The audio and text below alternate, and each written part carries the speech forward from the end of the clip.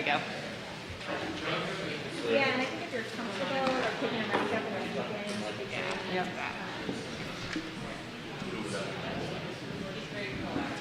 Test.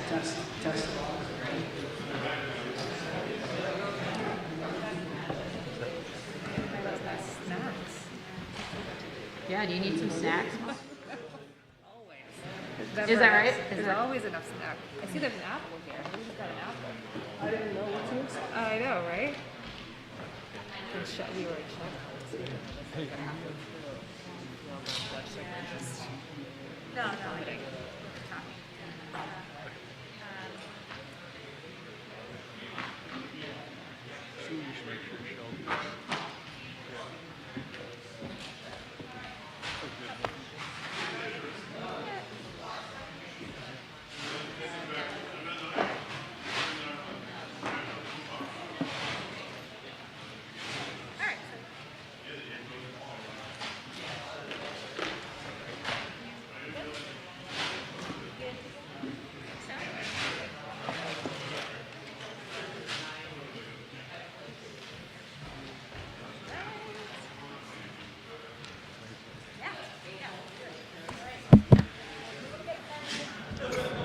Are we on? Are we live? How about now? Now? Test?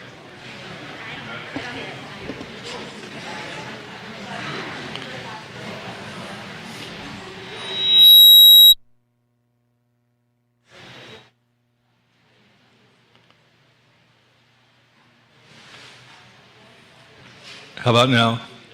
There we go. Hey, sorry for the slow start, folks. We had some technical issues. We also had some traffic issues that delayed some of the candidates and perhaps some of the folks who signed up to be here tonight. But I want to thank everybody for coming. I'm Brian Shoup. I'm the Executive Director of the Vermont Natural Resources Council. Since 1963, VNRC has worked at the local, regional, and state level to advance policies and programs that promote clean water and the restoration of our streams, rivers, and the protection of our groundwater, the protection of our forests, and all of the many benefits that they provide to wildlife and to Vermonters, including economic, environmental, and ecological and cultural benefits. We've worked to protect Vermonters from exposure to toxic chemicals. We have worked to promote sustainable community development, including affordable housing and smart growth locations, the viability of our downtowns and villages, transportation options in our working lands, and we also are on an ongoing mission to combat climate change, to do our part in Vermont to reduce emissions, to make the problem worse, and also to prepare Vermont for a changing, warmer world, which is already underway. We do all that through advocacy, through litigation, and through public education and outreach. One thing that VNRC does not do is endorse candidates or encourage our members or the general public to vote in any particular way in an election. We do, however, raise awareness around the issues that are important to us and our members, and hopefully share that information so that you and all Vermonters can make informed choices when they go to the ballot boxes in November. And that's what we're all about here tonight, is raising awareness about the issues that are important to all of us. So that's my introduction. Thank you again for coming. I want to thank the candidates for being here, and I'm going to turn it over to my colleague, Lauren Hurl with Vermont Conservation Voters.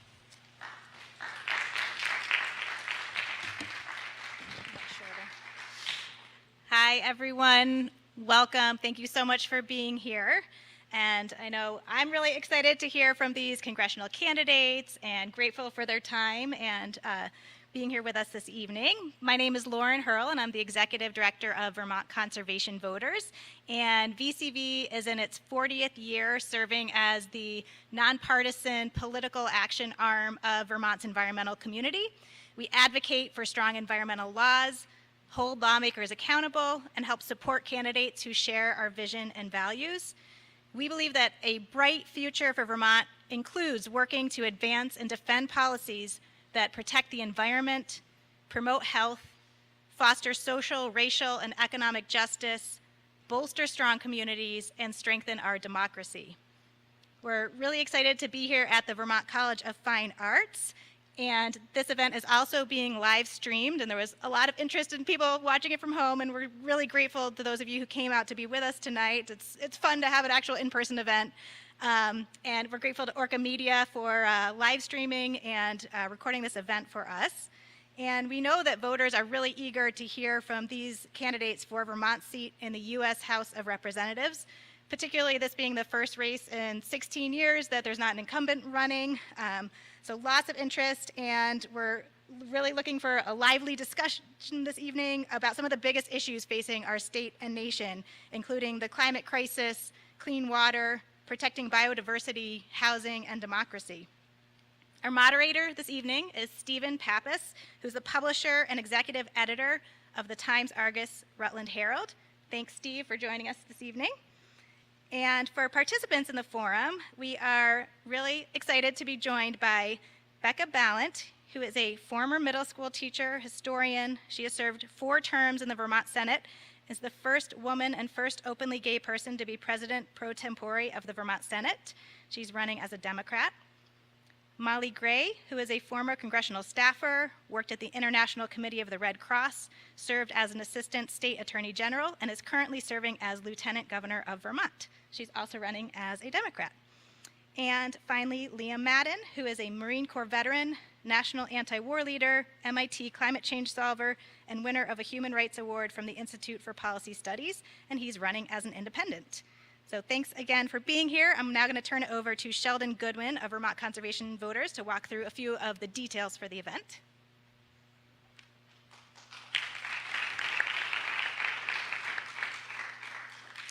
Hi everyone, I'm Sheldon, and I wanted to again thank you all for being here. I'm going to walk through a little bit of what the evening will entail. So first, as Lauren just mentioned, we're going to hear from the different candidates who have joined us here today. And we invited all the candidates who registered with the Secretary of State to participate in this forum. And to be eligible to participate, candidates must have filed for office and demonstrated at least one of the following: has received 5% or more of the vote in a previous statewide general election or primary, has polled at 5% or higher in a primary or general election poll conducted by an independent professional pollster, or has raised at least $35,000 or received contributions from at least 1,500 Vermonters. And we set these criteria so that our members have a chance to hear in depth from the leading candidates. And we will also provide space at the end of the event for candidates who did not qualify for the forum to give a brief introduction of themselves before the meet and greet. So before we begin, I just want to remind everyone to please silence your cell phones, and also to remember that we are asking everyone to wear a mask when not actively eating or drinking. Without further ado, I'll hand it over to Steve. Thank you, Sheldon. Am I working? Great. So first and foremost, thank you, Becca, Molly, and Liam for joining us today. And thank you to our audience here in person. It's a pleasure to be able to hear the candidates discuss such important issues right now, and you're the reason we're gathered here. Despite what you hear, newspapers remain critical to the underpinning of democracy, and the Times-Argus and the Rutland Herald are pleased to be part of today's forum on topics that are important to every single Vermonter, because knowledge is power, and being informed is critical to making informed decisions. And for that reason alone, all of us are so grateful that you all are here to better understand what differentiates these individuals. And so with that, we're going to get started. The questions for this evening's event came from VCV and VNRC staff and from input from audience members for this event. For each question, each candidate will have 2 minutes to answer the question. A timer will be indicating when you have 1 minute left, 30 seconds left, and when your time is up. As a moderator, I reserve the right to ask a follow-up question. Sorry, that's the way that goes. And I will ask the questions in alphabetical order by last name. So Becca first, Molly, and then Liam as 1, 2, and 3, and then we'll rotate through. So the second question will be 2, 3, 1, et cetera, et cetera. I do want to stress that we're going to hold folks to the 2-minute scope, I guess, the 2-minute time limit, and we ask that everybody be civil and cordial and respectful. We're going to dive right into the questions in a moment, and we'll allow each candidate to have 2 minutes for concluding comments at the end. So there will be no opening remarks. So with that, we're going to hop right in.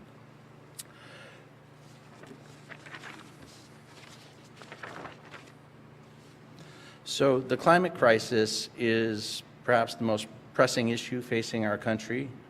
What are some concrete examples of leadership roles that you've played and policies you've helped drive to address this critical issue? And Becca, if you would go first. Sure. So just testing, everybody can hear me in the back? Okay, great. So yes, it is the existential crisis of our lifetime. And I talk about this a lot with my 2 children. And I've done quite a bit during my time in the legislature, both as majority leader in the state Senate and as the president of the Senate, to try to pass bills that will address the climate crisis. And so one of the first significant bills that we were able to pass concerning the climate crisis was the Global Warming Solutions Act. And without my leadership, I feel certain that this would not have been able to pass the Senate. It was something I worked very, very hard on. And it set up a model for us to have a climate council to make recommendations to us. And despite having a lot of support both in the House and the Senate, the governor did veto that legislation. And then as majority leader, I had to go back and make sure that we had the votes to override the veto. We passed this most recent session. We also passed the clean heat standard, which again, the governor vetoed. We did have the votes in the Senate to override. The House did not. We passed the first environmental justice bill in Vermont, and that was a bill that was introduced by my colleague, Keisha Ram, and worked closely with her and the chair of the Senate Natural Resources Committee to make sure that that was passed. And we have done huge, huge investments in weatherization, making sure it's more affordable for low and moderate income Vermonters, and making sure that we benefit from the crisis in terms of us rejuvenating the economy around the Green New Deal. And I think we have a tremendous opportunity here. Although it is a very scary time for so many of us, it's also an opportunity for us. Molly? Well, first off, say good evening, everyone, and make sure you can hear me okay. I don't think the mic is on, but closer. Okay, we'll bring it closer. Is that better? Yes. Better. Okay. It's a pleasure to be here. I just want to start by thanking VNRC and VCV for hosting. I'll just jump right in. I grew up here in Vermont on a vegetable and dairy farm. I spent much of my high school and college years ski racing across Vermont as a competitive ski racer. Without question, I know that climate change is impacting all of us in deeply personal ways, be it in ways that relate to the outdoors and our livelihoods, our economy. And to speak to my career and advocacy around climate action specifically, not only did I work for the International Committee of the Red Cross, an organization that works in conflict zones, conflicts that are often started by climate crisis, and I have seen what climate displacement looks like firsthand, but I went to law school to study international human rights law and was here in Vermont, one of the top environmental law schools in the country, where I was on the Vermont Journal of Environmental Law. I served as a symposium editor, helping to host one of the first symposiums that the law school has ever had on climate change and national security. And that was in the 2011-2012. As Lieutenant Governor, I've worked to bring Vermonters from across the state into my office, hosting a regular seat at the table series and focusing on climate-related issues. One, the intersection between climate change and food insecurity, which we saw not only during the pandemic, but we're seeing it every single day. Two, and most recently, bringing together leaders in the state who have worked to build our workforce as it relates to climate jobs. The jobs needed to weatherize homes, the jobs needed to deploy solar, and certainly as Vermont's Congresswoman, want to sit on the Energy and Commerce Committee so I can bring our leadership here in Vermont to Washington and make sure that we're investing properly in what we're doing here.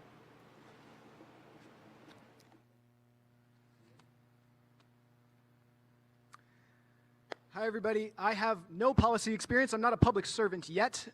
My role has been as an innovator in the nonprofit and private sector and as someone who's dedicated my life to addressing climate change as a renewable energy professional. My role in this campaign is to bring perspectives to the policy discussion that I'm not hearing. And as a renewable energy professional, I obviously think renewables play an important role in our future. But what I'm not hearing enough is how the Democratic Party is basically just sugarcoating the reduction in fossil fuels that we need and the transformation of our economic system that we need with all the upside of green new jobs and green new energy. But the problem is somewhere along the line, they lost track of the medicine that should go with the sugar, and they kept only the sugar. Because nowhere in the Green New Deal do they mention reductions in fossil fuel use and the cap that we need and the ongoing reductions in that cap that we need, nor do they mention limits to economic growth. So what the Democratic Party is doing, in my opinion, is not going to work, and the simplest thing we can do is reduce or cap and reduce the amount of fossil fuels we use.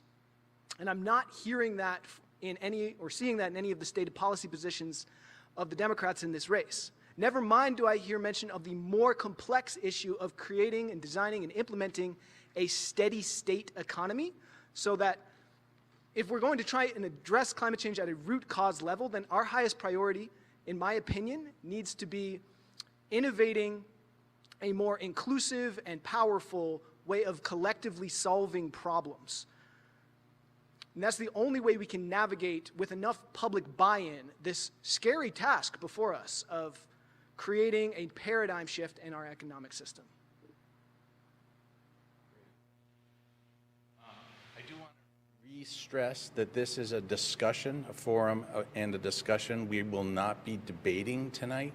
So I just want to make that clear and reiterate to the candidates and mostly to the audience, just because we have three very different points of view here coming at us. So, second question, and thank you all for your answers. Whether it's the health of our surface waters like Lake Champlain or the safety of our drinking water, clean water is essential. What do you think are the most pressing water-related issues we face? And if elected, what actions would you take to ensure access to clean water for all Vermonters? With Molly. I mean, access to clean water is everything for us here in Vermont. It's not only our springs and wells and being able to turn on the tap and have access to water in our homes, but it's also access to water for our farmers, for our food producers. It's linked to economic security, climate security, food security. I think we've been incredibly well served by Senator Leahy and being such a champion for our Great Lake, Lake Champlain. Certainly as Vermont's Congresswoman, I would be focused on carrying on that leadership and making sure that our lake remains clean. I think there's significant challenges still around phosphorus and pollution, making water challenging and inaccessible at times. I would certainly support the Clean Water Act and leadership that we've seen from our congressional delegation on that front, and also making sure that we're holding corporate polluters accountable. We've seen here in Vermont with PFAS contamination in Bennington that folks trying to access medical monitoring. There's obviously been a lot of leadership here in the state, and we're tremendously lucky to have Senator Sears and Senator Campion down in Bennington, including legislative leaders like Senator Ballin, who have led on medical monitoring, but it also comes down to making sure that we're expanding corporate liability and holding corporate polluters accountable. Liam, you're next. Well, to be upfront, water is a human right, and I am in favor of keeping water a public utility that is as democratically controlled as possible and restricting and opposing privatization of water systems and including much more strong disincentives to bottled water. And the big picture, I don't believe there's anything that rivals climate change as an environmental issue as much as food and water. And agriculture is intimately tied up with water use. It uses by far the most water of any of our human activities.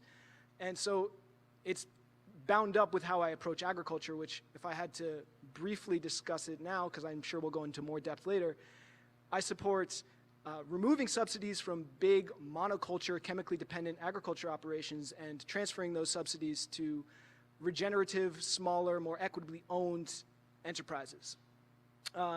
In the meantime, short of a paradigm shift in how we operate agriculture in this world and in this country, I would say the existing legislation that is most piquing my interest, of course, obviously supporting the Clean Water Act is just a no-brainer and a given, but in terms of new water system regulations, there's the Water Affordability, Transparency, Equity, and Reliability Act, which is a mouthful. It stands as an acronym WATER. The Water Act, I think that's promising. It works to clean up, repair, and modernize existing water infrastructure for places that are woefully needing it, like Flint, Michigan. So that's where I stand on water. It's a human right, and we need to protect it, care for it, and treat it as sacred. It is as important as the climate. Thank you. Becca. So I really started thinking really deeply about the health and safety of our water when I lived in El Salvador. I lived and worked in San Salvador and was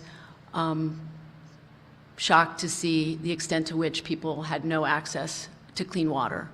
And my health was directly impacted by that, and that was something that I carried with me for a long time afterwards. And so we do often take it for granted here. But when I served in the legislature, it was something that I took very seriously, that what happened in Flint was something that could happen here if we weren't very vigilant. And as the Lieutenant Governor has said, we did a lot of work around PFAS and PFOS, certainly directing our attention to what happened in Bennington, but we know we're going to see more of that around the state. So we had work that we did here that I know is work that we're going to have to continue to do at the federal level, really concentrating on banning PFAS from all kinds of products, including rugs, carpets, firefighter foam, those items that we have banned it from here, continuing the work that we've done on regulating PFAS contamination in water, making sure we're keeping those toxic chemicals out of children's toys like we have been working on here. And you know, we have been a model in so many ways on the issue of medical monitoring.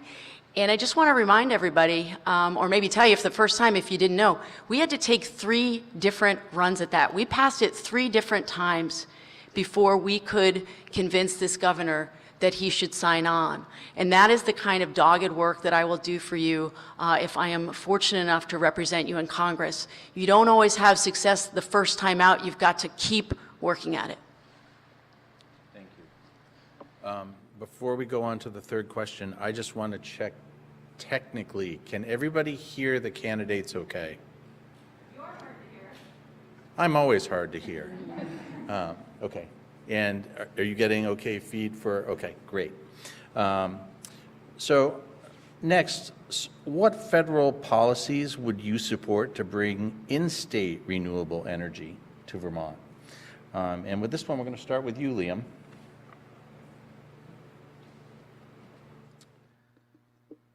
Like I said, I think it's important to start with, I am a renewable energy professional. It's what I do as my day job.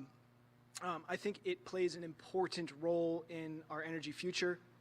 And I think we should continue the federal tax credit. I think we should make that more of a tax rebate so it's more accessible to lower and middle income people, because it's clear that you need a really large tax appetite for the existing incentive structure to really apply to you, and that doesn't make any sense.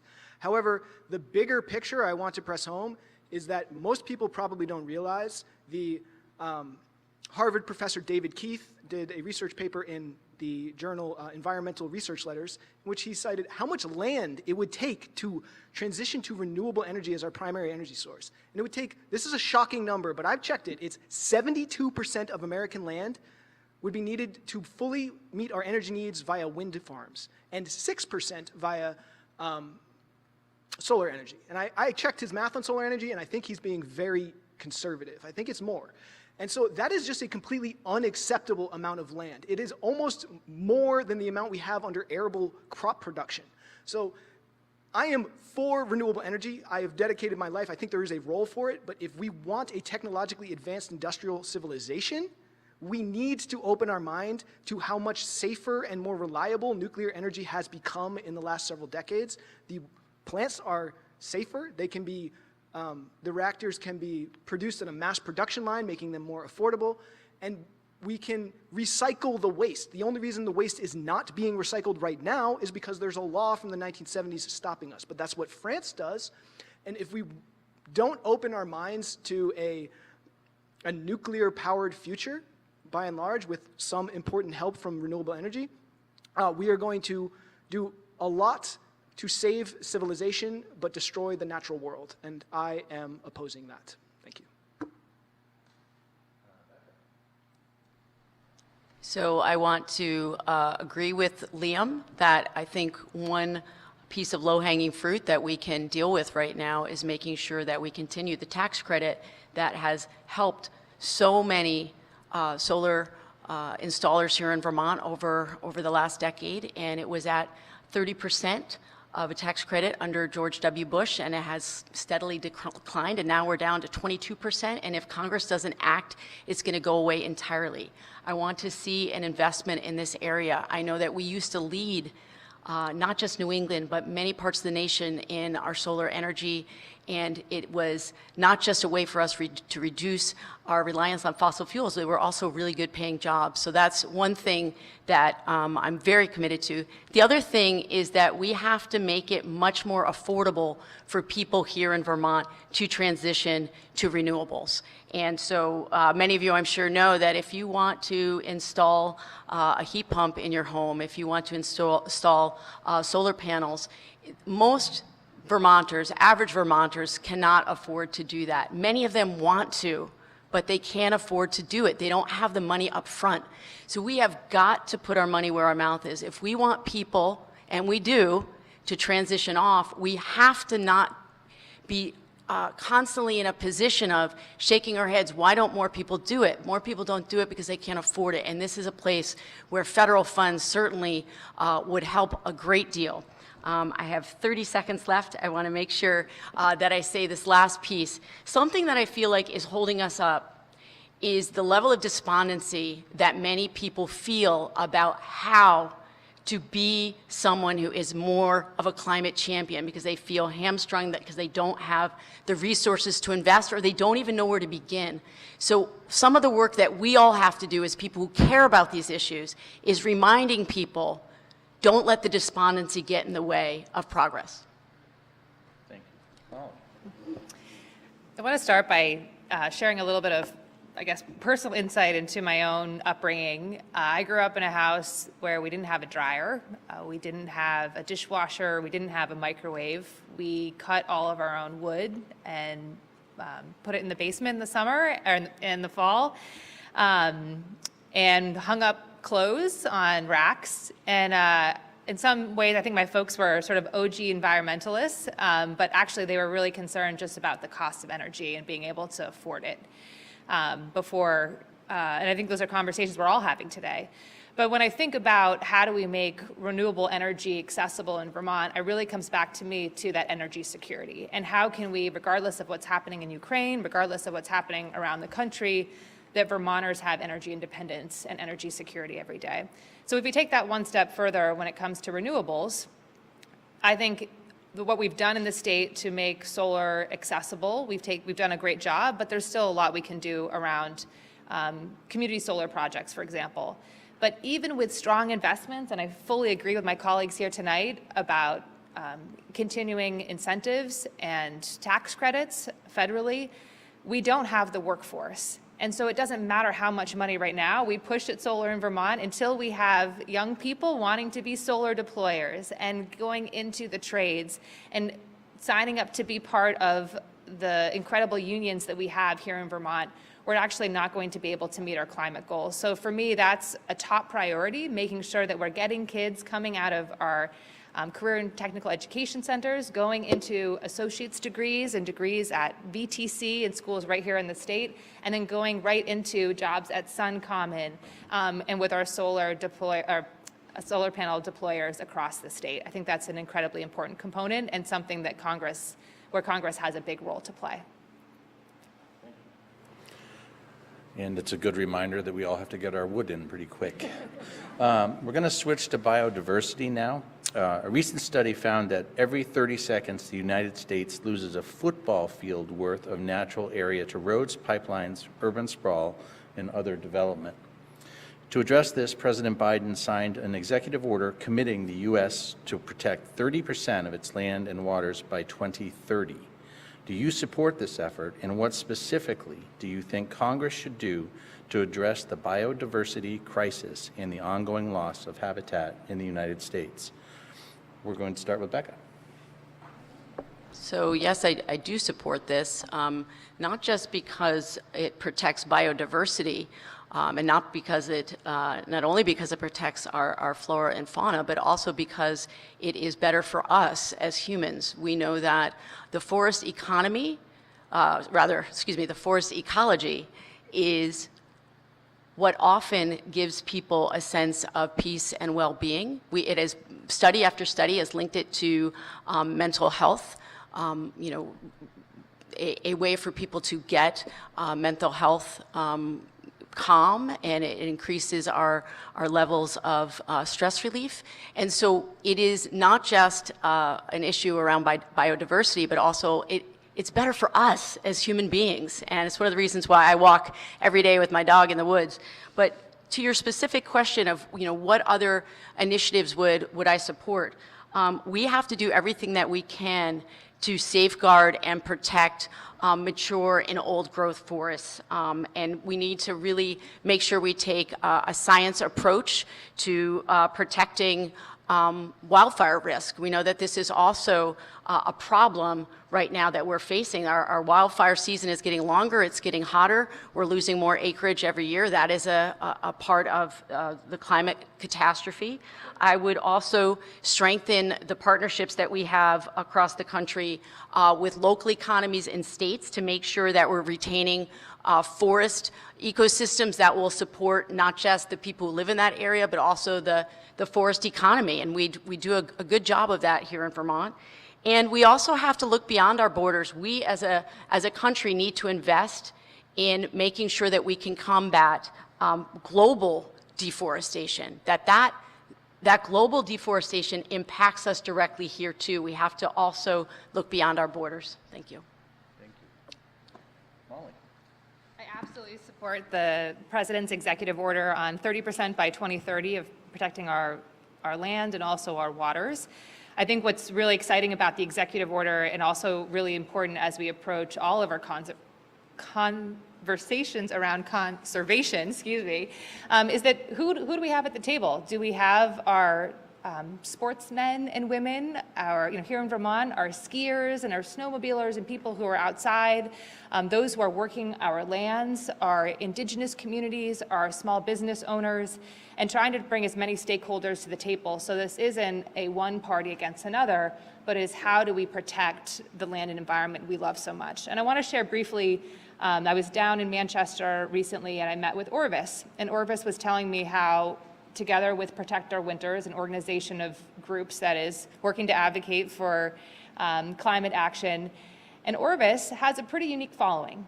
They've got a lot of Republicans and Democrats, sportsmen, and they figured out a way to go to Capitol Hill and get Republicans to think about environmental protection, to think about climate action, and to start acting slowly. And so I think, and when I think about leadership in this moment, and not only addressing the president's executive order and carrying that forward, but also how do we do it? It's also making sure that we have those stakeholders at the table in the process.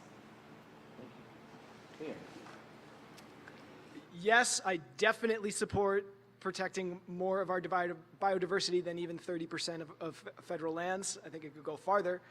What would I do in addition to that? What I urge Congress to do or be part of Congress doing is invest more in smart development patterns, so clustered communities, less sprawl in parking lots, which hurt my soul. More investment in public transportation infrastructure, transferring the stewardship of federal lands to indigenous communities, and investing in marine permaculture, which I can explain what that is a little bit down the line. It's a way of invigorating life back into the oceans and creating sustainable fisheries.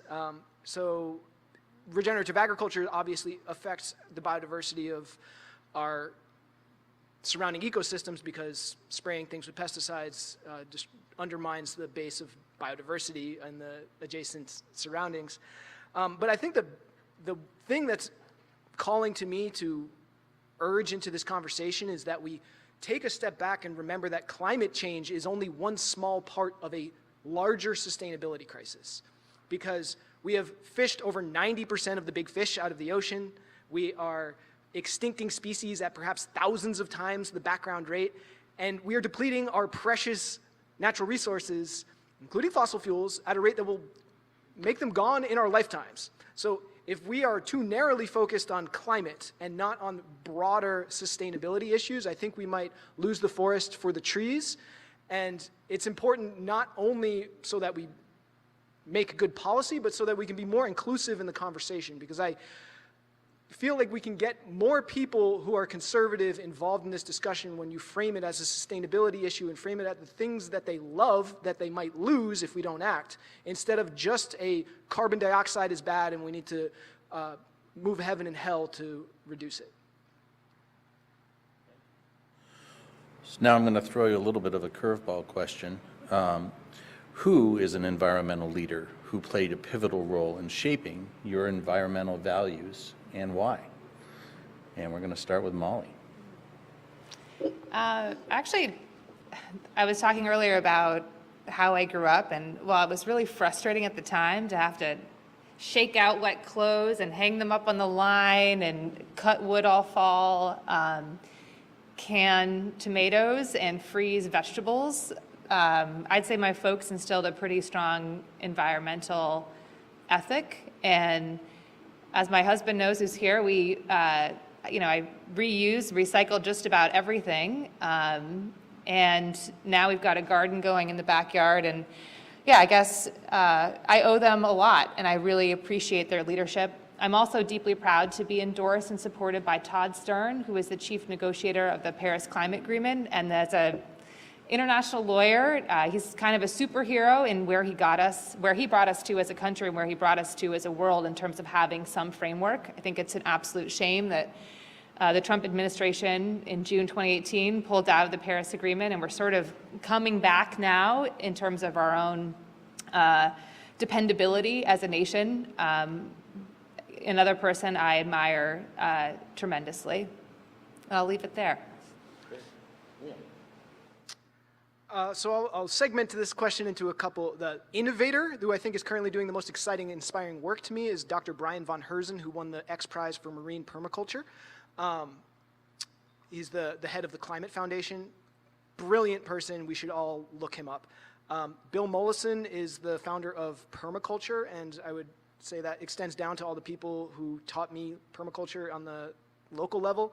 Wendell Berry, the author and champion of more perennial agriculture, is someone I find completely inspiring. But in my personal life, by far, it is an author and philosopher named Dr. Bill Plotkin, who wrote a book called Nature and the Human Soul that has been completely transformative in my life. And I think it's, in summary, teaching us to fall in love with the natural world as kind of a prerequisite to being a whole and healthy human. Oh, so many. Is this still on? Can you hear me in the back? There we go. Okay. So if I take it sort of chronologically, was very impacted by Wendell Berry, and actually had at my own wedding people reading excerpts from Wendell Berry to send us off right into the world. Vandana Shiva, a huge hero of mine. Bill McKibben, who many of you know and love, and who endorsed me today in this race. I was very proud to have his endorsement. Catherine Hayhoe, who is an evangelical Christian climate champion. I've learned a lot from her over the last few years. But closer to home, I would say all of the people throughout my time working at the Farm and Wilderness Foundation in Plymouth, Vermont. Originally moved here to Vermont to take a job there, leading service trips with teens at the Farm and Wilderness Foundation, worked there for many years, went on to direct one of the camps.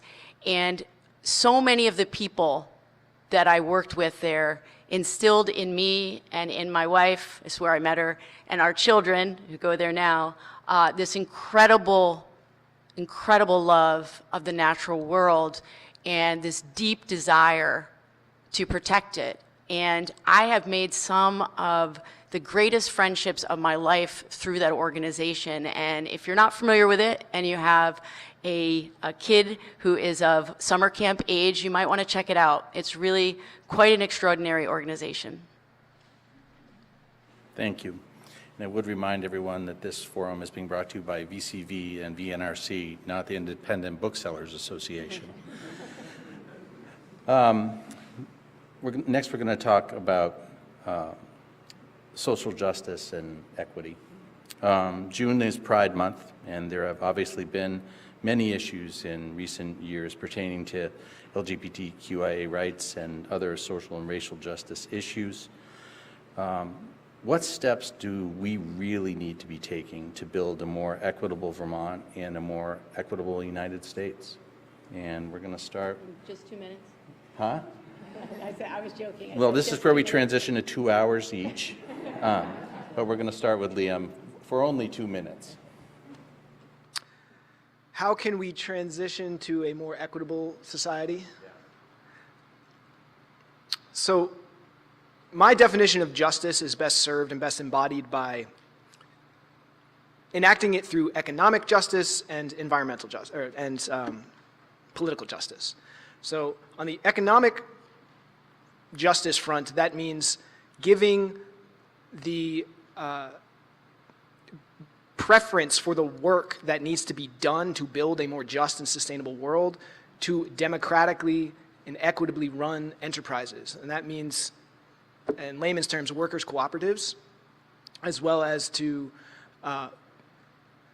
large civilian service corps that would be part of a larger federal jobs guarantee. So political justice to me means, of course, equal justice under the law, but it also means giving people realistic mechanisms to bypass politicians who don't listen to them. Princeton University did a study 5 years ago and found that there was a 0% correlation between whether or not the majority of the population agreed with the policy and whether or not Congress passed it. So that is a huge problem, and it's really hard to have political justice when you have a government that doesn't include the voices of the public. So my website is called rebirthdemocracy.com. It's not called Liam Madden for Congress, right? The core message, the central focus of my campaign is about innovating better problem solving in government. So how do we have better, I could go on for an hour about what political justice means and how to create a more inclusive democratic process that solves complex problems better. But without political and economic justice, there can be no other kind of justice. And I think once we do those things better, then it flows into any other form of justice.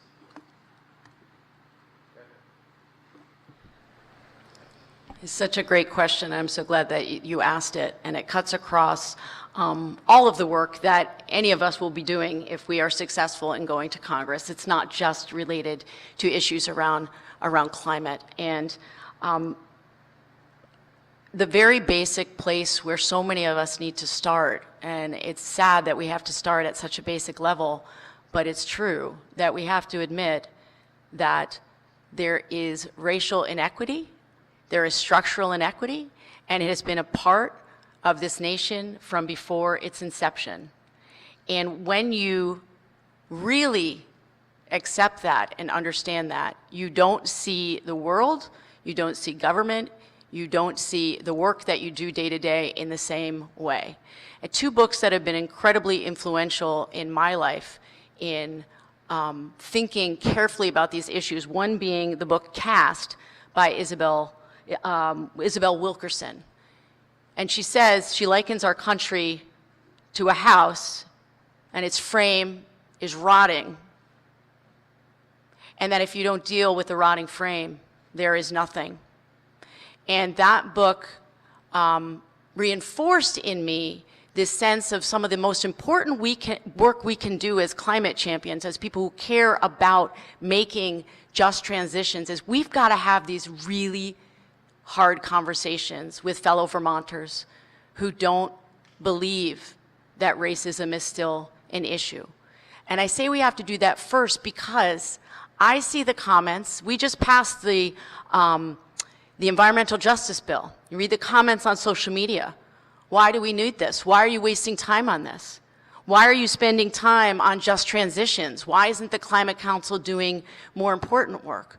We've got a problem here with bringing people into this work and having them understand that this has to be central to the work that we do. I'm out of time. Molly. It's hard to, as the senator said, to package up an answer in 2 minutes, but I wanted to approach it through a couple of different aspects. I guess one, the process. What is the process of change? And what is the process of change when it comes to addressing social and racial and economic injustice, not only in the state, in our communities, but also in this country? For me, as Lieutenant Governor, it started with a seat at the table series and trying to figure out which issues were not being discussed, or I didn't think they were coming to the forefront of our discourse in our state and our communities. But then who wasn't at the table and how to get those folks to the table. And in my case, it was a virtual table. And doing that throughout the legislative session, bringing up, for example, public health access for our new refugee or former refugee New Vermonter community. Trying to address some of the systemic barriers we have, some of the systemic racism that still exists in the state in so many different forms. But I want to step back to a bigger issue and topic and level that goes far beyond that. That is, my first point was really about process, which is how I see leadership and how I lead. But the second is around fundamental human rights, or fundamental rights as we've diagnosed them or accepted them in this country, be it reproductive rights, be it voting rights, be it marriage equality, and just where we are at as a democracy right now, where we're going to see in the coming weeks, we don't know, maybe in the coming days, a Supreme Court decision that might overturn Roe v. Wade, and everything that we know, and I know as a human rights lawyer and as an attorney, is now called into question. And so we're in a moment where we have to dig really deep and fight extremely hard just to hold on to that which is fundamental. So we are really very much at this moment in the fight of our lives. Well, if you like that question, you're going to love this one. Our democracy certainly seems like it is at a precipice. What are you planning to do in Congress to ensure we continue to have free and fair elections in Vermont and across the nation? We're going to start with Becca. This is something that I have thought about so much on the campaign trail, that I do feel like we are at a crisis of democracy. I do feel like the Republic is in danger. I was sworn in as President Pro Tem on the day that the insurrection at the Capitol happened, and it was incredibly jarring to take a leadership position in the Senate on the day that I saw a wave of authoritarianism and fascism rear its head. We do need to tend to the democracy. It is not hyperbole to say that we are at a very, very frightening moment. And so, of course, there are things that are out of our hands right now. None of us are in Congress right now, but we need to see the work of the January 6th Commission through to conclusion. People need to be held accountable for their actions that day. We have to make sure we, as Vermonters, are not just working hard to make sure the ballot is accessible here in Vermont, which we've done an incredibly great job here. Your legislative leadership, in conjunction with Secretary of State's office, has made it incredibly easy to vote, which is how it should be in every single zip code across the nation. So, but we as Vermonters, we need to make sure that we are putting our energy into making sure everyone across the nation has that same access. And basic level, you know, we have to get the corruption out of Congress. We have way too much big money in politics right now. We see what happened to Build Back Better. We see what happened with Joe Manchin and his ties to big coal. He's not the only one. We have got to, we've got to take back the country. That's what I'm trying to say here, and time's up. Molly. We need our leadership in Washington on voting rights now more than ever. We see across this country, as many of us probably know, the restrictions on same-day registration. States where same-day registration, which is so important for young people on the move, moving from school to school or internship to internship, to be able to show up at a voting place and to register and then to vote, which is something we did here in Vermont, that is now being banned in certain states across this country. Vote by mail. Vote by mail during a pandemic that's still going is now being rolled back in states across this country. Thank goodness we have it in Vermont for our general elections. I hope, as Senator Ballant knows, that we have it in the future for primary elections. We won't have it for this primary, so request your ballot. Don't forget to request your absentee ballot. But we need desperately right now to pass the John Lewis Voting Rights Act, to bring people across the aisle together in Washington to make sure that we're doing everything we can to protect access to the ballot box. And also, I'll end with this.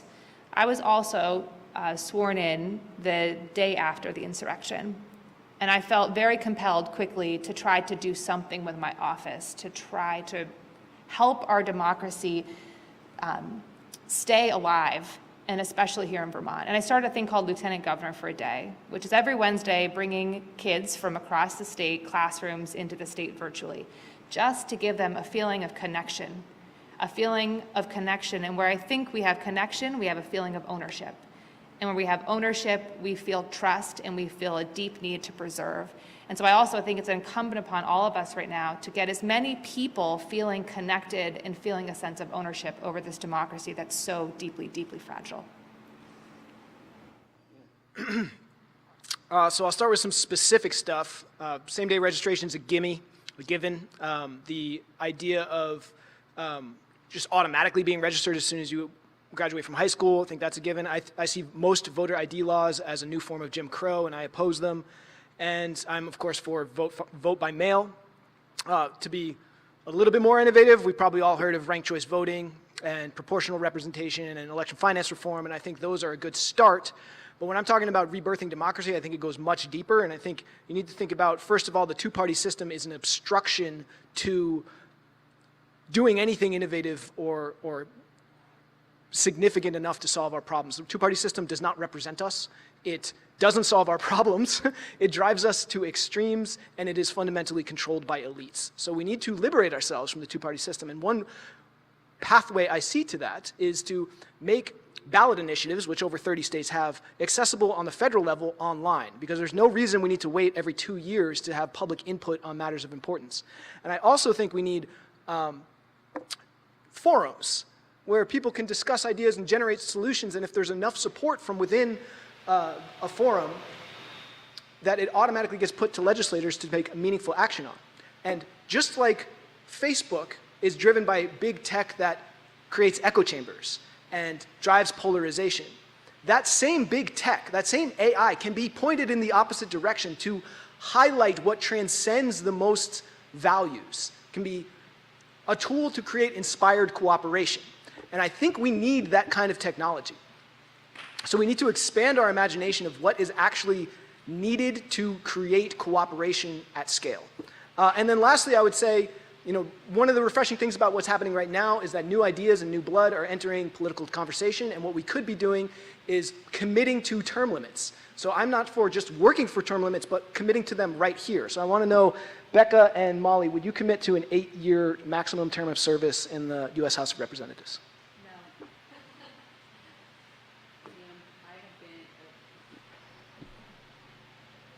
Unfortunately, it's Yeah, not a debate, so yeah, we're all right. not going to debate it. Good try, though, Liam. Yeah.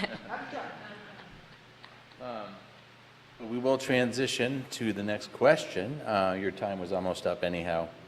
Vermont became a refuge for many folks during COVID-19 and has already begun to see climate migrants move into the state, which has put increasing pressure on our already tight housing market. This is resulting in increased pressure for developing our working lands and forests. So what specifically would you do to simultaneously protect our natural resources while also expanding access and availability of affordable housing in Vermont? And again, you only have 2 minutes on this one, so I know. Molly, you get to go first. I think this is one of the biggest challenges we face as a state right now. I ran for lieutenant governor because of our demographic crisis and experiencing firsthand what it was like to try to find an apartment, try to find a place to live on a salary working as an assistant attorney general with student loan debt and also working a second job at night just to afford both. I know right now, as we think about our workforce crisis, the number of employers I talk to who say, Molly, we have offered wonderful jobs to folks outside of the state to come to the state, and they are turning them down because they cannot find housing. They can't find housing in Burlington, they can't find housing in Montpelier, they can't find housing in Newport or in Bennington or anywhere in between. So I think our biggest challenge is how do we build? How do we build? How do we expand access to housing right now? I am a strong believer that we need to build up and not out, that we need to think about housing that's going to be sustainable, weatherized, safe, accessible, and really looking at the spectrum of housing that we have in Vermont. We have Vermonters right now who need access to supported and independent living. We simply don't have enough. We have Vermonters who are living in family homes and want to move into family homes that just aren't available. So how are we building and making those more affordable, accessible? But I think our biggest challenge right now as we try to welcome workers and keep young people who are graduating from our colleges and universities in the state is access to worker housing. I'm a strong believer that where Congress can step in and provide support now is one, as I mentioned earlier, in building the workforce, two, in making sure that we have the money to invest in water and sewer. We don't right now even have the basic infrastructure support. We've received some money for that, but not enough. And there's a way for us to do this while we also protect and preserve our land and environment, our forests and our fields, our streams. I know we can do it here in the state well, but we absolutely have to have the federal funding. Yeah, so I would imagine all three of us agree that there's just simply not enough housing, one way or the other. This is a big subject. It's like education. Are we talking about pre-K or graduate students? So which population are we talking about housing for? I think is, it's hard to put it all in one 2-minute section, but if I were to make an overarching statement to give you an idea of where I'm coming from, I would say that rent is to housing as wage slavery is to employment. And it's not to say all employment is wage slavery, and it's not to say that all rent is extractive. But by and large, rent is a pretty exploitative dynamic, and we should be more skeptical of it morally and perhaps outraged by it. So what I would do to address it is that we need at least a pilot scale version of a federal 0% loan program so that people can access housing that is part of smart development, tying into how we respond to our sustainability crisis. So this means clustered, well-insulated, energy-efficient homes.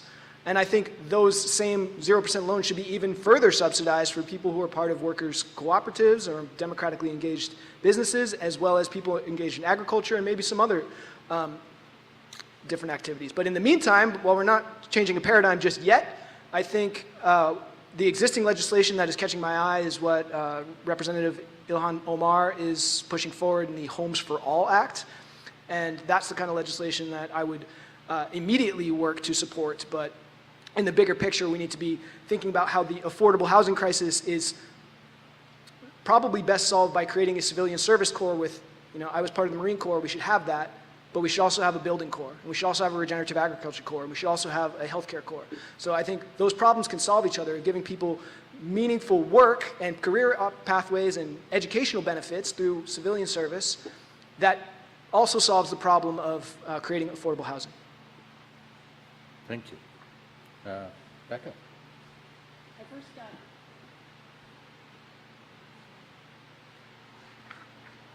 Test.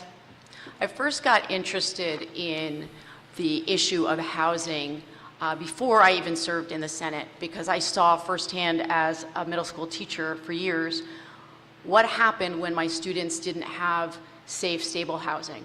It impacted their learning, it impacted their mental health, it impacted their ability to be present and to succeed. And so at a baseline, we have to make sure that we are guaranteeing that Vermont families have safe, affordable housing. Now, under my leadership, both as majority leader and then as president pro tem, was able to make the largest investments in new housing in decades. We did not anticipate the COVID refugees. We did not anticipate how the housing market could tighten even further, because it was already tight. But where we can look to the federal government for supports, my colleagues have mentioned some of them. Certainly we need more federal dollars for water and sewer to make sure that we are building where we want building to happen in downtown and village centers, which is what we've been doing in Vermont for years, really focused on smart growth. That's how it should be. We're also investing a lot of money in rehabbing our housing stock. We have some of the oldest housing stock in the nation here in Vermont. And because of that, we have some of the housing that is the leakiest in terms of weatherization. So these issues go together. We've also been investing in accessory dwelling units. And I know that that's another way that we can bring new units online quickly. The other thing that we've looked at in Vermont is doing some version of tax increment financing for smaller municipalities. Smaller towns and cities want to build more housing, and they don't have the money to do so. Thank you. In less than an hour, President Biden is going to deliver an address to the nation about the recent mass shootings. News reports say that he's going to be stressing the urgent need for Congress to pass gun restrictions. What specific federal legislation would you support to reduce gun violence in America? And we're going to start with you, Liam. Okay, so I am a former Marine, so I understand what the difference between an assault rifle is and what people have in their imagination when they hear the word assault rifle. Most tragedies probably could have happened or did happen with weapons that don't even qualify as assault rifles. So it's important to expand the conversation a little to understand what would actually be effective policy and prevent these types of tragedies. One, we need severe restrictions on any mentally ill person having access to firearms. Two, the Second Amendment, it should stay intact. And I think the House legislation in Vermont that made it illegal for 18 to 20-year-olds to access guns is actually unconstitutional. I'm not saying it's a bad idea. I'm not saying I'm opposed to it ethically. I'm saying it's just unconstitutional, and you need to call a spade a spade. Nowhere does it say that people over 18 to 20 have the right to bear arms. But that said, the right to bear arms is the worst punctuated amendment ever, and it implies a well-regulated militia, which means that there's a community of ethics that goes along with having a firearm that imposes discipline about using deadly force. And I think we need that kind of local community of ethics so that we can verify who on our community levels is actually known to be responsible enough to have the kind of weapon that is capable of doing dangerous things. I think handguns and hunting rifles need less regulation, but regulations are needed for weapons that have more military application. And I think that should happen on a local scale, because the way hunter-gatherers solve this problem is to have complete transparency over society so that everyone knew everybody and it was clear who was going down a dangerous path, who was unwell. And we need that kind of heightened transparency that's not from government surveillance, but from communities that know each other and can verify each other's wellness. Becca. Prior to my serving in the Senate and being the majority leader, we had no gun safety laws on the books in Vermont. None. And it was a goal of mine to make sure that we passed a package of gun safety measures while I was in that leadership position. I had my dear friend Ann Braden was the one who founded Gun Sense Vermont, and I was actually the first person to donate money to get that organization off the ground. And I want to say to you, this issue has been important to me long before I was in this role as senator. I've done some great work in this role, but as a parent and also as a teacher, being a teacher during the time when school shootings became commonplace, my job changed, the way the parents who dropped their kids off at school changed. This is not the price that we have to pay for liberty, watching our children get slaughtered. We can make a difference. We've made some great changes here. We can do it at the federal level. Banning automatic assault rifles, AR-15s, putting a limit on magazines, closing the Charleston loophole, making sure there's handgun waiting periods, more red flag laws, looking at the suicide rate here in Vermont. We're an outlier for men taking their lives with firearms. We should be doing more. And the last thing I have to say, and I know it's not a debate, but I just have to say, there is no connection between mental health concerns and people who commit these violent crimes. We have seen it time and time again. The research does not bear it out, and I just have to say it is a disservice when we say that. Thank you. Molly?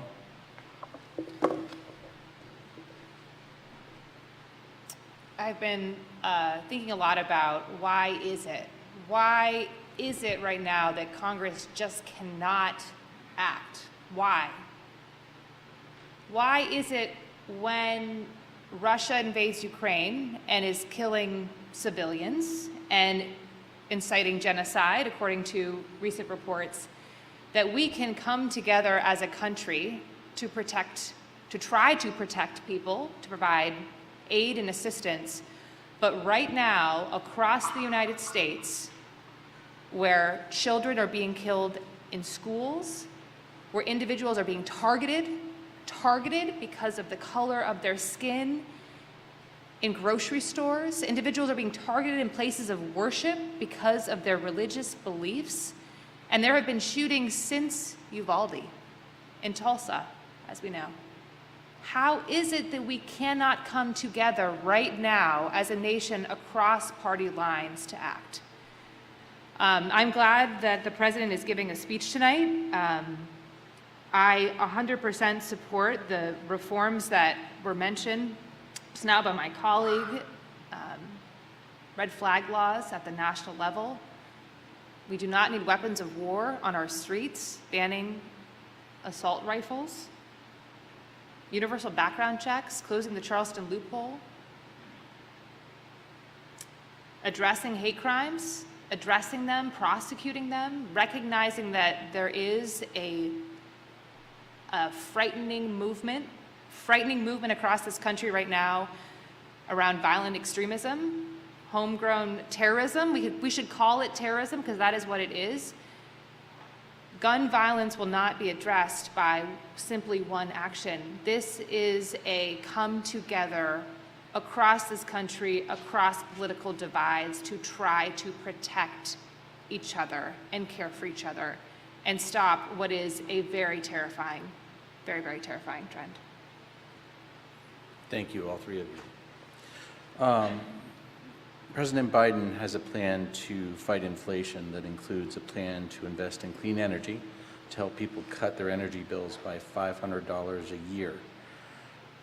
We are seeing inflation hitting our pocketbooks every day, more and more.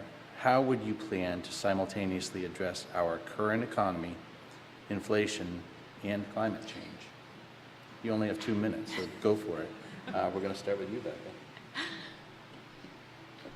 So I want to start by saying I know that this is a challenging time for those of us who have been working really hard on carbon reduction and have wanted to work hard to join Vermont to the Transportation Climate Initiative, and whether it's movement towards a carbon tax or carbon dividend. Is very difficult in this climate to have that conversation, but we have to continue to have that conversation long term despite the inflation, because we know the prices, especially on fossil fuels, are going to continue to be volatile, and so they're up now, they're going to be down. It is challenging.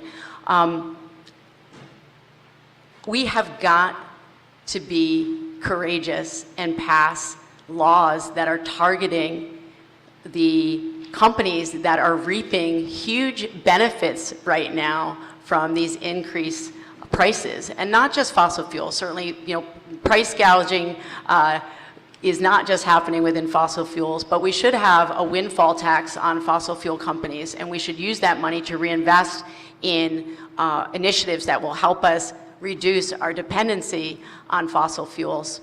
And Steve, I just want to make sure I hit all of the things that you're talking about. There were many parts to your question. Yeah, no, that was pretty good. Okay. Molly. This is such a tough question right now. I was at the pump and filling up myself, and $87 is a lot right now to fill up a tank. There was a woman next to me the other day who had 2 kids in the back of the car. She was in a, not a minivan, but a car that all-wheel drive, and she just started swearing. She started swearing at the pump, and I was right there with her. And I think that we're all experiencing that right now.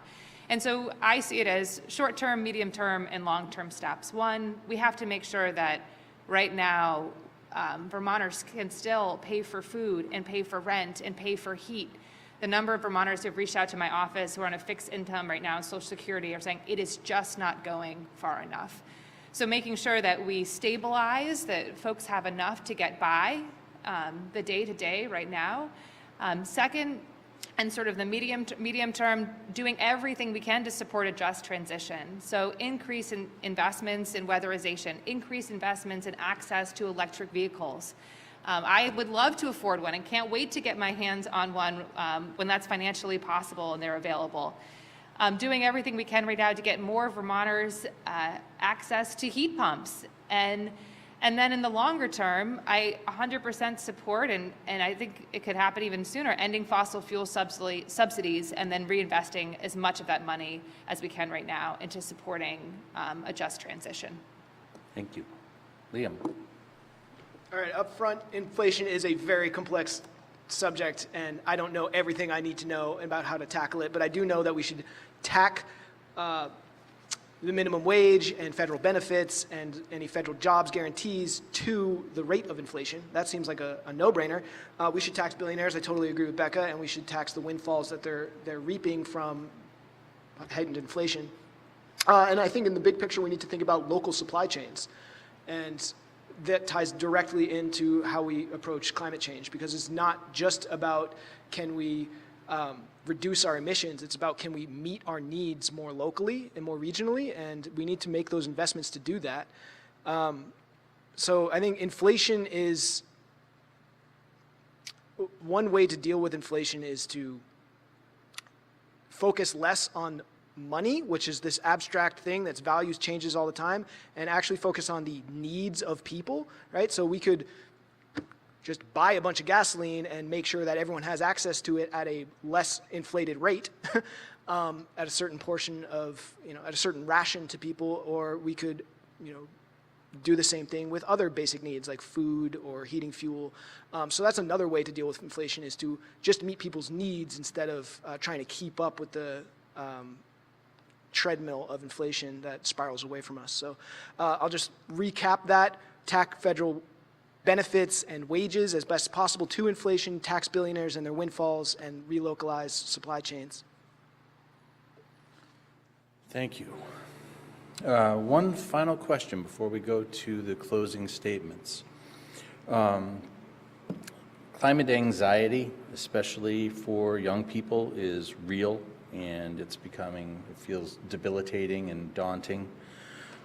What do you say to young people to give them hope for a bright future and habitable planet, and what will you commit to and to them to address the crisis at the scale and pace that the challenge actually requires? Molly. Now a proud stepmom to an 11 and 13-year-old, and they've got some pretty big questions. I'm 38, and what I've already seen in my short lifetime gives me great cause for concern, knowing that we're going to have a month less of winter, and maybe in the next, 2 generations. We see tick-borne illness. Maple sugaring may be a thing of the past. I don't know about farming, but I know at home we're putting up a lot more greenhouses because it's the only way you can account for incredibly diverse and extreme weather patterns. What I tell young people is, one, the commitment to action, true commitment to action. 2, trying to incentivize right now that if you are interested in climate action, that also means deploying solar panels and helping to be part of the workforce that is so desperately needed right now to meet our climate goals. Home weatherizers, heat pump installers, electric vehicle technicians, and that action comes in a lot of deep, tangible ways. And how do we make sure that those are the jobs that the next generation feels excited about and supported about? I feel very strongly and will stand by our commitments in the Paris Agreement. We can't go it alone as Vermonters, as Americans. We have to be standing by our words, standing by our obligations, but then working with the global community consistently, not just with one administration and another, showing up every single day. And certainly doing everything we can to make climate action truly accessible to every Vermonter, regardless of income, regardless of where they live in the state. That is on us as leaders. That is on us as future members of Congress, as federal leaders, that we have to remove all the barriers to getting Vermonters into all of the tools and having access to them to do meaningful climate action now. So a friend of mine is related to Wendell Berry, and she was expressing some despair and grief, and he said to her, "The world needs us too much to despair." So I think that's one thing I would say to young people. It's not to have an optimism that's naive or not rooted in reality, but to have an optimism that says your fear, your grief, your sadness is a good thing. It means you're still alive and you still care. It reminds me of the quote, I don't know if you guys ever heard this guy, Krishnamurti, very wise dude. He said, "It is no measure of health to be well adjusted to a profoundly sick society." So young people who are despairing, I feel you. And I think one of the things, I agree with Molly, we should feel those feelings fully, but also invest in action. Because I just lost a brother a few months ago to addiction. And I think having a meaningful life is part of how we respond to this feeling of despair, this feeling of angst and anxiety about climate change. And one of the ways that federal policy can tie into that is through a large-scale, military-sized civilian service corps that makes sure that we're giving people pathways to enrich themselves and contribute to the world in ways we all agree that we need.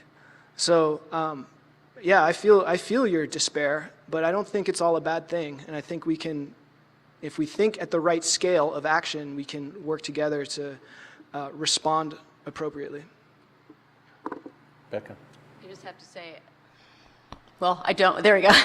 Just have to say, I've really enjoyed hearing both the Lieutenant Governor and Liam's thoughts at the end of this. It's been a really thoughtful evening, and I think we all feel similarly in that we are balancing our grief and our worry and our despair with hopefully a sense that we cannot give up hope, right? All will be lost. And one of the things that I talk about with my kids, so I have an 11-year-old and a 14-year-old, and we talk a lot at the dinner table about current events. And the other day, we were talking about issues around climate change, and my son in particular was feeling very overwhelmed. And, I reminded him that when I was his age, I never thought that I'd be able to marry my spouse. It was not going to be a possibility for me. There was going to be, what I felt were insurmountable obstacles in allowing me to marry my same-sex partner. And so I always bring that up with them, that you don't know what's around the corner. You just don't know. And we have to believe that change is possible. And as Liam said, not in a naive way, but that I believe in human creativity. I believe in human resiliency. And I had a fantastic conversation the other night with someone at a meet and greet who was so fired up about biochar. He talked to me about biochar for about a half hour, and I was so excited about it that I went home and did a whole bunch of reading about it because I felt like I need to know about this. And I know some of you out there are gonna go look it up now, that we are an incredibly resilient people. And yes, we've made horrible mistakes. And the people that are bearing the incredible costs of climate change are the people with the least amount of means to cope with it. But when I feel despair, I listen to someone who I mentioned earlier, Catherine Hayhoe. She always gives me hope, always. Thank you. Well, now we're going to turn to the closing statements, and sticking with the rotation that we have adhered to up to this point, that would put Liam first. So, Liam. I really appreciate being up here with Becca and Molly, and I think what they want to do is have you believe that their experience tells you a lot about their leadership abilities. But I would say that theirs is the experience of being servants to a broken two-party system. And I ask, would you trust the experience of a doctor who doesn't heal her patients? Would you trust a doctor who has a lot of experience prescribing Band-Aids for gushing wounds? Because if you want a Green New Deal at the hands of the Democratic Party's leadership, I want you to expect to climate change what Obamacare was to health, which was at least a tragically lost opportunity and perhaps a disgraceful half measure. So I ask, do we want their experience or do we need innovation and vision? And I have a logical set of policy outlines that can bring democracy into the 21st century. Because we must innovate our collective problem-solving systems on a structural and technological level to deal with sustainability at the root cause, which is our economic system. And the only way to transform to a steady state economy, one that values our planet and our people and our principles as more sacred than just profit, is to create a robust and wise democratic process so that we can all be involved and have public buy-in about what needs to happen. Because I promise you this, the future will belong to those who are using the most advanced technology effectively. And right now that means the future belongs to either unaccountable authoritarian governments around the world or unaccountable tech oligarchs, mostly right here at home. But if we want the future to belong to the people of this planet, then we must empower and refine how open and free societies embrace the technology and the mindsets needed to paradigm shift our collective problem solving. I'm asking you, do you believe that changing the players is enough? Or do you know in your heart that we must change the rules of the game? And I'm asking you to listen to your heart and join us in rebirthing democracy. Thank you. Thank you, Liam. Becca. Can you hear me? Okay, great. This has been a really interesting conversation, and I've enjoyed the evening together. I wasn't sure how many people would come out, and I think this is really a testament to Vermont that so many people came out tonight. I want to say that one of the most important things I want you to know about me, what drives me in my work, is I love people. I really love people. I love serving my community. I love serving my state. And I think I've been quite effective at leading on these issues that you care so much about.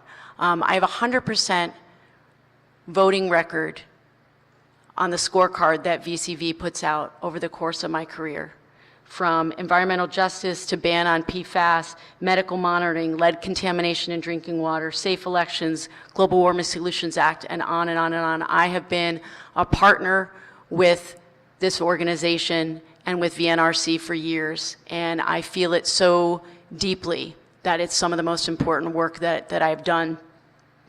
And I want to say that we all can be leaders on this issue. We are running for this office up here, but the real action that we're going to take on climate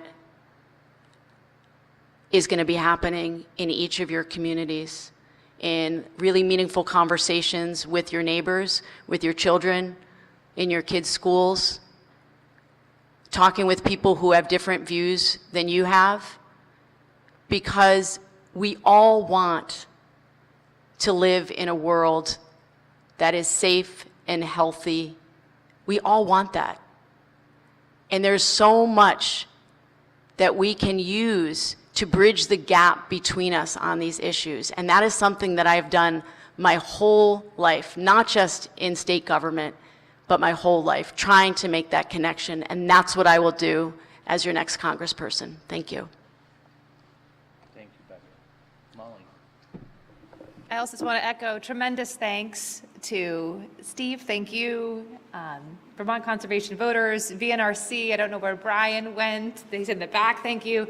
Thank you all for coming out tonight. This is a make or break moment for us. And I feel like we say that nearly every election. But I'm starting to believe that this really is a make or break moment, be it with a continuous war raging in Ukraine, with gun violence on the rise across this country. We talked about that tonight. The real palpable impact of climate change. Democracy hanging by a thread. And I think we are here, and what gives me hope is that we all believe there is a path forward, and we want to be part of that. And that's what's hopeful and exciting about this moment. What I bring to the table, I'm not a career politician, a lifelong experience here in Vermont, a lot of different chapters, working and living in our communities, growing up here, which I feel very, very privileged to have. Nearly half a decade working in and with Congress, not only helping to set up and run Congressman Welch's office, but working for the International Committee of the Red Cross, working internationally in some really tough places, fighting for human rights overseas in Baghdad and Iraq and Nigeria,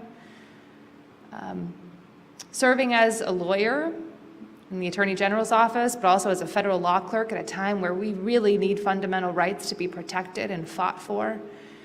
So it is a diversity of experience in a moment where we have a big diversity of challenges, and we need Congress to deliver for us as Vermonters in a big way, but also for us as a country in a big way.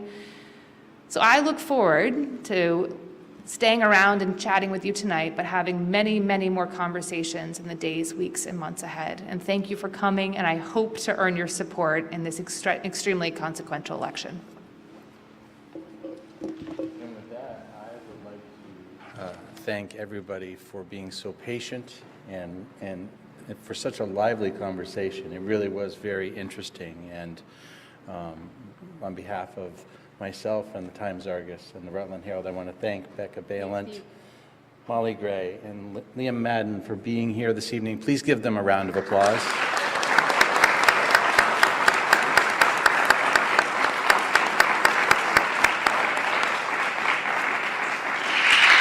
Hi, everyone. Oh, sorry. Hi, everyone. Thank you, Steve. Thank you, Becca, Molly, and Liam. And thank you, Alex, for keeping time for us so well. I'm going to say a couple words, but before that, I just wanted to take a moment to invite any other congressional candidates that may be here with us in the room this evening. If they would like to take a couple minutes to stand up and introduce themselves, you're welcome to come up on stage and have the microphone.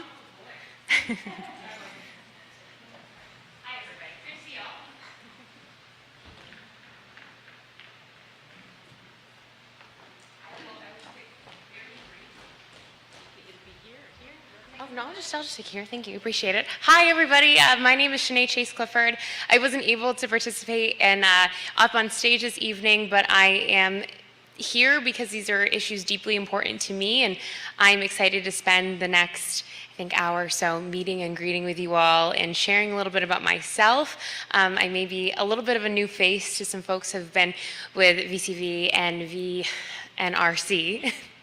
But I am so excited to get to know you and hear from you what's important in the selection. Of course, we heard a lively discussion about those issues, but would love to talk to you about what I see, my vision for our climate and ecological future, as well as addressing many of the justice challenges that were talked about tonight. So very excited to have an opportunity to talk with you, and thank you for a great discussion as well. Thanks.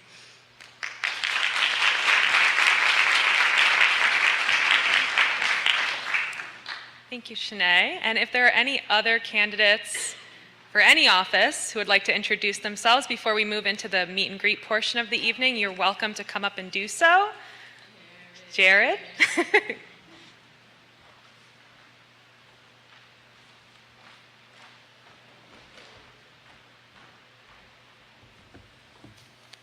Thank you, Greta. Thank you, Vermont Conservation Voters and Vermont Natural Resources Council. My name is Jared Duval. I am a candidate here in the Democratic primary for State Senate to represent Washington County, Stowe, Orange, and Braintree. And climate and clean energy work has been my life's work for the last 20 years. Have been serving on Vermont's Climate Council as a co-author of Vermont's Climate Action Plan. Currently direct the Energy Action Network, which is a statewide network working towards Vermont's climate, energy, economic, and equity goals, and have been doing this work since I was a student organizer in high school. Similar to Senator Ballant, I was honored to just receive an endorsement from my longtime organizing colleague, Bill McKibben, last week. And would just invite anybody who's interested to learn more. My website is jaredduvalvt.com. There's more about who I am, why I'm running, and positions on the issues. So thank you, and I will also be sticking around and would love to have conversations with you all. Thank you.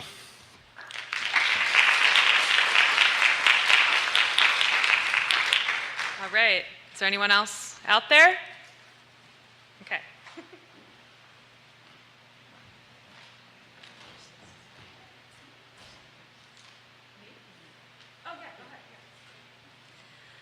Hello, everyone. My name is Ann Watson. I am. Oh, okay. Check. Hello. Test, test. 1, 2. I can also just speak really loudly. That's also possible. I'll give it one more shot here. Hello. Check, check. 1, 2. Test, test. All right. That's okay. Yeah, are they? Hello. Check, check. Oh, does yours work? Okay. It will in a second. Is it working now? That's okay. My name is Ann Watson. I am also running for state senate to represent also Washington County, Stowe, Orange, and Braintree. I am running because every day I work with high school students that are worried about climate change. I have been a teacher at the high school in Montpelier for 17 years, teaching physics and engineering and mathematics. And so especially dealing with energy every day, it's something that I think about all the time. And I am really very passionate about climate issues and making a difference, especially transitioning in a just way for Vermont, being able to find ways to center minorities as well as the poor who are the most impacted and the least able to adapt both to the effects of climate change and to being able to make adjustments that might be needed to get off of fossil fuels. In addition, I'm also the mayor of Montpelier right now, and from the constituents that I hear in Montpelier, I hear also frequently about just the economic issues that are really troubling in society right now in terms of the lack of affordable, high-quality childcare, the lack of paid family leave, and the affordable housing. These are issues that, as mayor, I've worked on and we've made progress on. We've actually been able to enact some policies that have made progress, and that's very exciting. And I'm really looking forward to taking those ideas to the state and working together with fellow senators and the legislature as a whole. So I'm also, I've got a website, Ann Watson for VTSenate.com, and I will also be sticking around, so happy to chat with anyone afterwards as well. So thank you very much for the opportunity to introduce myself.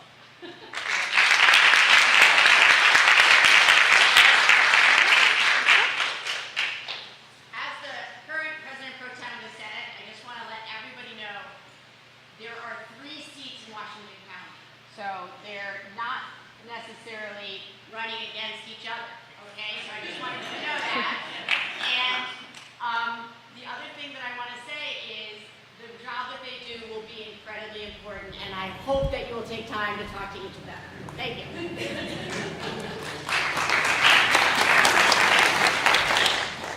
All right. Thank you, everyone, for being here, for coming out in person, and for joining us tonight for this wonderful conversation about all the issues that are so important to all of us.